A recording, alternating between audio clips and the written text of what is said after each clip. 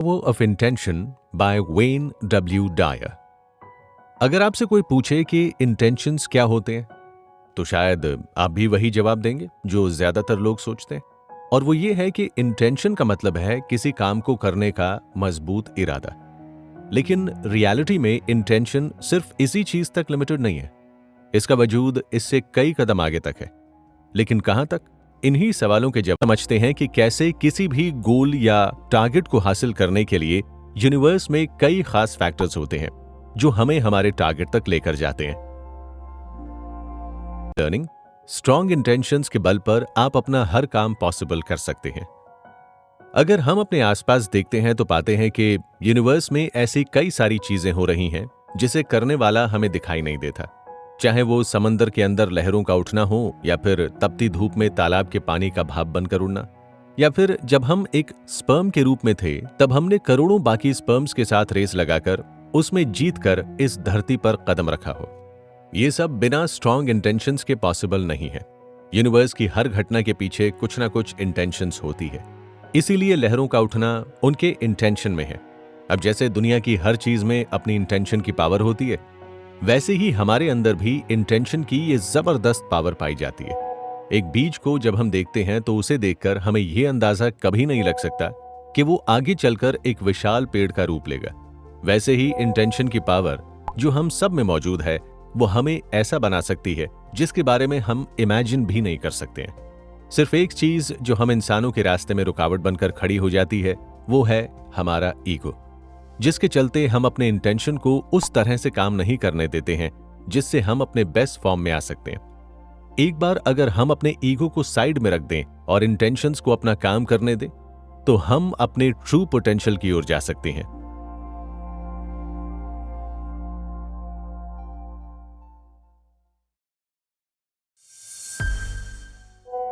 की लर्निंग, खुद पर भरोसा करना ही मनपसंद गोल को अचीव करने की ओर ले जाता है। अगर आप इतिहास उठाकर देखें तो पाएंगे कि जिन जिन लोगों ने अपने आइडियाज पर भरोसा किया है, सिर्फ वही लोग आगे चलकर इतिहास रचने में सक्सेसफुल हुए हैं। एडिसन अगर अंधेरे में रहने की आदत डाल लेते तो कभी बल्ब का इन्वेंशन नहीं होता। वैसे ही ग्राहम बेल अगर ये मान लेते कि दूर दराज के मौजूद लोगों से बात करना पॉसिबल नहीं है, तो आज टेलीफोन का आविष्कार नहीं हो पाता। इसी तरह से हमें भी अपनी इंटेंशंस को अपने ऊपर काम करने देना है, जिससे हम भी वो चीजें कर पाएं जो दुनिया को एकदम इम्पॉसिबल लगे। लेकिन सवाल ये पैदा होता है कि हम अपने इंटेंशंस की इस स्पिरिट को अपने ऊपर काम कैसे करने दें। इसके लिए आपको ये आसान सा तरीका अपनाना है। अपनी जिंदगी की कोई ऐसी चीज याद कीजिए जिसे आप कभी पाने की इच्छा रखते थे और आज वो चीज आपके पास है। तब आप समझ जाएंगे कि वास्तव में जिंदगी में इस तरह के बदलाव करना कोई इम्पॉसिबल बात नहीं है। अब आपको यही बात आपके फ्यूचर गोल्स पर भी अप्लाई करनी है। तो अब जब भी आप किसी गोल को अचीव करने के बारे में सोचें, तो पहले आपको लगातार ये इमेजिन करना है कि आपने इसे हासिल कर लिया है। इसकी वजह से आप लगातार उस सफलता के साथ कंफर्टेबल हो जाएंगे और उसके बाद उसमें लगने वाला हार्डवर्क भी आपको आसान लगने लगेगा। ऐसा इसीलिए जरूरी है क्योंकि जब हम किसी चीज को हासिल करने का इमेजिन करते हैं तो हमारे इंटेंशन से वो चीज जुड़ जाती है। और जैसा कि हमने आपको बताया है कि इंटेंशंस की पावर को हमें कभी भी नजरअंदाज नहीं करना चाहिए।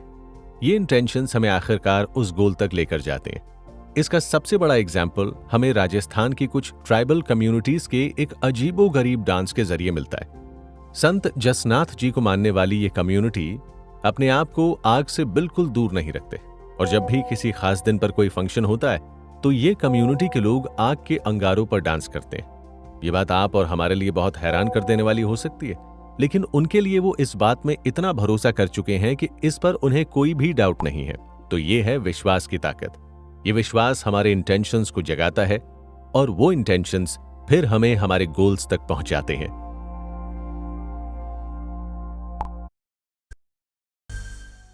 की लर्निंग, पॉजिटिव सोच ही हमें भगवान से जोड़ती है। दोस्तों, क्या आपको कभी ये लगता है कि वो कौन सी वजह है जिसके चलते नेगेटिव सोचने वाले लोग सक्सेसफुल नहीं हो पाते? इसकी वजह बहुत ही साफ है कि नेचर या भगवान हमेशा हमें चीजों की पॉजिटिविटी दिखाते हैं। तो अगर हम नेगेटिव होते हैं तो असल में भगवान के बताए हुए रास्ते के उल्टा चल रहे हैं। अब अगर हम इस दुनिया को बनाने वाले के रास्ते के उल्टा चलेंगे तो हम कैसे सक्सेस की उम्मीद कर सकते हैं? जैसे पॉजिटिव सोच हमारे जीवन में भगवान की ओर से आती है, वैसे ही नकारात्मक सोच शैतान का काम होता है। इस दुनिया के अंदर जैसे भगवान पर भरोसा होता है, ठीक उसी तरह शैतान की ताकत भी होती है। इसीलिए अपने पॉजिटिव सोच को स्ट्रांगली पकड़ कर रखना होगा।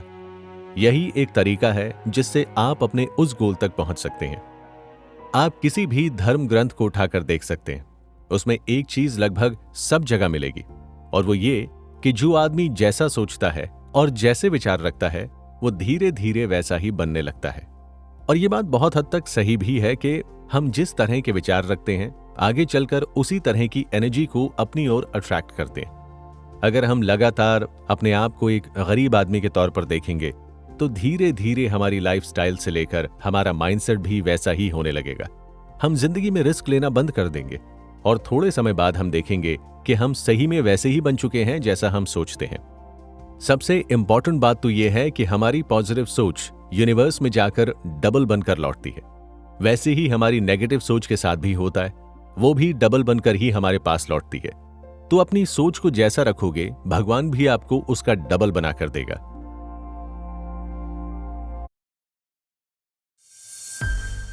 की लर्निंग।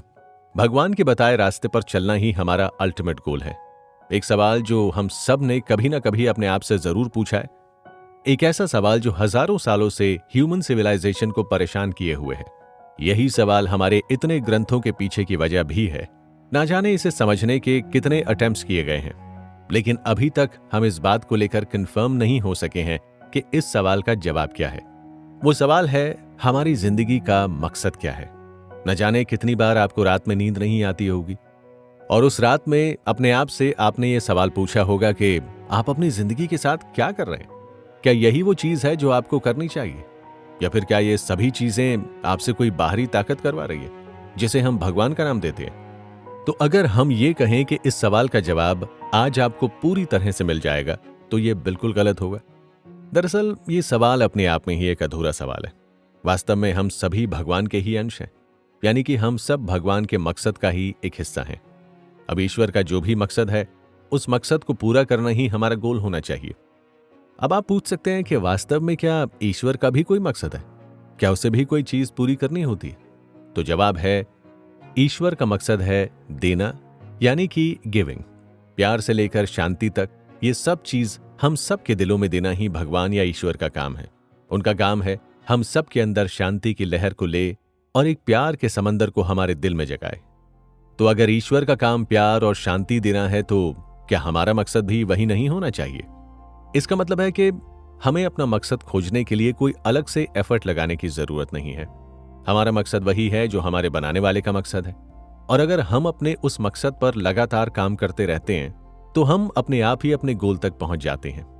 क्योंकि वास्तव में हमारे गोल हमारे फुल पोटेंशियल को दिखाते हैं। हम भगवान के बताए गए रास्ते पर तब ज्यादा अच्छे से चल पाएंगे जब हम हमारे फुल पोटेंशियल तक पहुंच जाएंगे। मान लीजिए एक बिजनेसमैन ये चाहता है कि उसका बिजनेस बहुत सक्सेसफुल हो, लेकिन साथ ही वो ये भी जानता है कि इसका मकसद दुनिया को प्यार और शांति देना है। तो उसके नेक मकसद के कारण उसके इंटेंशन उसकी सफलता तक लेकर जाएंगे। वो सफल होने के बाद अपने मकसद पर भी काम करेगा। इस तरह से हम ये देखते हैं कि वास्तव में हमारी सक्सेस हमारी अल्टीमेट गोल से जुड़ी हुई है।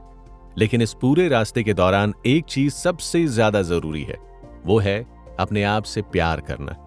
जिस प्यार और शांति को भगवान या ईश्वर आपको बांटने के लिए कहते हैं, उसे बांटने के लिए सबसे पहले आपके अंदर वो शांति और प्यार होना चाहिए, और इसके लिए जरूरी है सेल्फ लव। तो चलते हैं हमारे अगले एपिसोड की ओर और जानते हैं क्यों सेल्फ लव इस पूरे प्रोसेस का एक बहुत जरूरी हिस्सा है।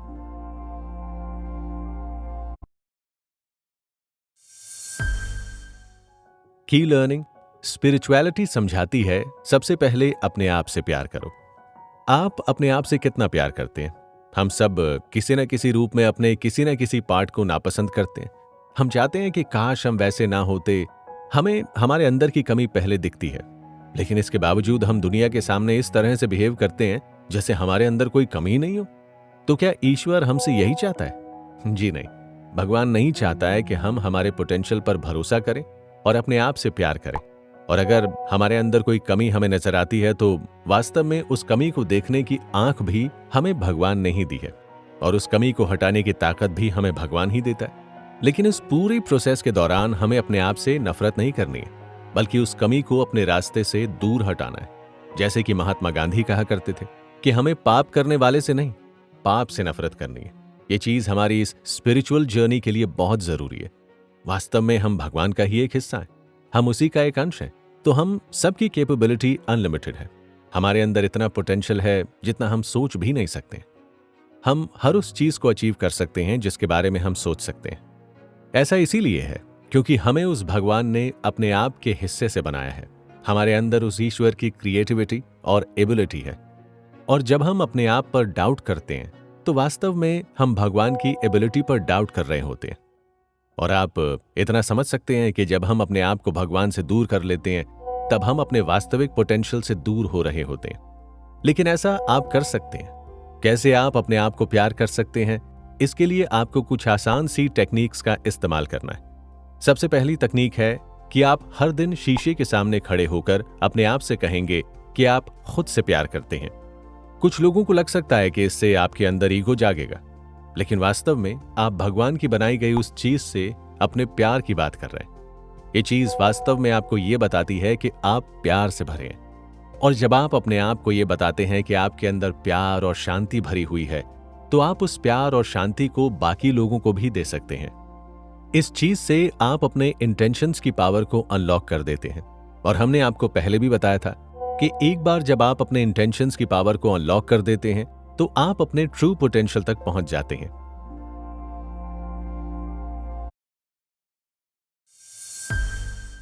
की लर्निंग, भगवान हमें रास्ता दिखाते हैं, उसी रास्ते पर चलना ही स्ट्रेस को हराने का तरीका है। जब हम हमारी जिंदगी में कोई बहुत बड़ा स्टेप लेते हैं तो उससे पहले हमें कैसी फीलिंग आती है? उस फीलिंग को हम सभी समझते हैं। हम सभी इस फीलिंग को स्ट्रेस या एंजाइटी कहते हैं। हम जब भी कुछ नया या अलग करने की कोशिश करते हैं तो हमारे अंदर फेलियर का डर हमें स्ट्रेस और एंजाइटी की ओर पुश करता है। हम लगातार ये सोचने लगते हैं कि अगर हम इस काम में फेल हो गए तो हमारी क्या हालत होगी। हमारे दोस्त और रिश्तेदार हमारे इस फेलियर को लेकर हमारा कितना मजाक उड़ाएंगे, और हमारा खुद का सेल्फ कॉन्फिडेंस भी इस वजह से गिर सकता है। तो जब इतने सारे डर हमारे अंदर घर बनाए बैठे होते हैं तो ये बहुत नॉर्मल सी बात है कि हमारे अंदर स्ट्रेस और एंजाइटी हो। लेकिन अगर हमें हमारे इंटेंशंस की पावर को जानना है और हमें अपने आप को भगवान के और करीब लाना है ताकि हम उसके बताए गए मकसद को पूरा कर सकें, तो इसके लिए जरूरी है कि हम इस एंजाइटी और स्ट्रेस को अपने अंदर से निकालकर फेंक दें। हम इस भगवान का ही एक हिस्सा हैं और ईश्वर तो खुद शांति और सरलता का रूप है। तो जब हम उसी का हिस्सा हैं तो हमारे अंदर स्ट्रेस और एंजाइटी की कोई जगह होनी ही नहीं चाहिए। तो हम ऐसा क्या करें जिससे हम अपनी इस स्ट्रेस और एंजाइटी वाली सिचुएशन से बाहर जा सके? क्योंकि हम में से शायद ही कोई ऐसा होगा जो ऐसी कंडीशन में रहना चाहता होगा, जो अपने आप को जानबूझकर स्ट्रेस और एंजाइटी के अंदर धकेलता होगा। तो इसे दूर करने के लिए सबसे पहले तो आपको यह जानना है कि स्ट्रेस कोई फिजिकल इवेंट नहीं है, यानी कि स्ट्रेस कोई ऐसी चीज नहीं है जो आपके कंट्रोल में नहीं है। स्ट्रेस और एंजाइटी आपके अंदर की रिएक्शन है जो आपके ही कंट्रोल में है। तो किसी भी स्ट्रेसफुल सिचुएशन में तो अपने आप को कंट्रोल करने के लिए सबसे पहली चीज जो हमें करनी है वो ये है कि हमें उस सिचुएशन में हमारे थॉट्स और फीलिंग्स पर रिफ्लेक्ट करना है। हमें अपने आप को अपने रिएक्शन, अपने थॉट्स और अपनी फीलिंग्स के बारे में पूछना है कि क्या इस कंडीशन में ऐसा रिएक्शन देना सही होगा। एक बार जब आप ऐसा करना शुरू करेंगे तो धीरे धीरे आप पाएंगे कि वास्तव में जब आप किसी सिचुएशन के बारे में एकदम शांत और न्यूट्रल होकर सोचते हैं, उस समय आप अपने आप को भगवान से जुड़ा हुआ पाते हैं। तब जो भी एक्शन लेते हैं वो ईश्वर का बताया हुआ रास्ता होता है। और इतना हम सब समझते हैं कि ईश्वर के बताए हुए रास्ते पर चलकर हम कभी भी स्ट्रेस और एंजाइटी जैसी चीजों से नहीं मिल सकते हैं।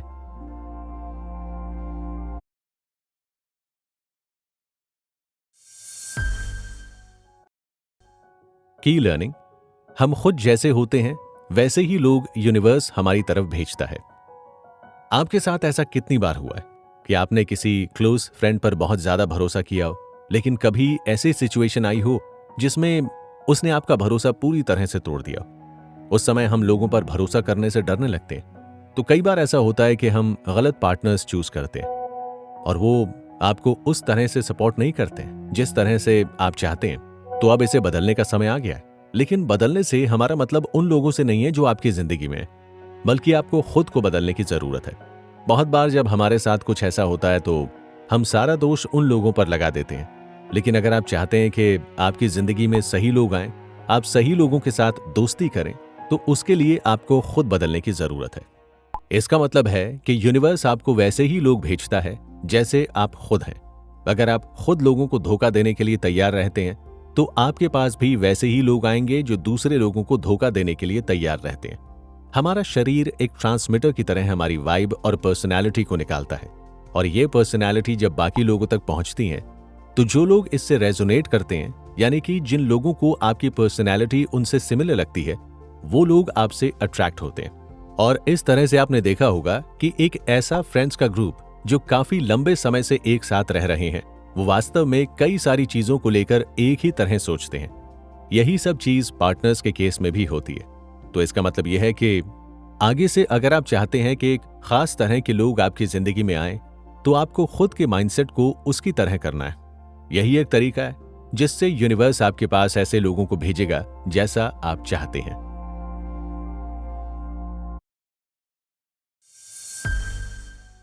जब भी आपको कोई प्रॉब्लम या कोई ऐसी सिचुएशन का सामना करना पड़े जिसमें आप अपने आप को अकेला पाते हैं, तो आपको अपने आप को बस यही चीज बतानी है कि आप उस भगवान का एक हिस्सा हैं। जब आप ऐसा करेंगे तो आप अपने इंटेंशंस की पावर को अपने ऊपर काम करने का मौका देते हैं। लेकिन क्या आपको पता है, इंटेंशन के बाद कोई चीज है जो हमें सबसे ज्यादा इफेक्ट करती है, तो वो है हमारे इमोशंस। अगर आप भी एक इमोशनल इंसान हैं,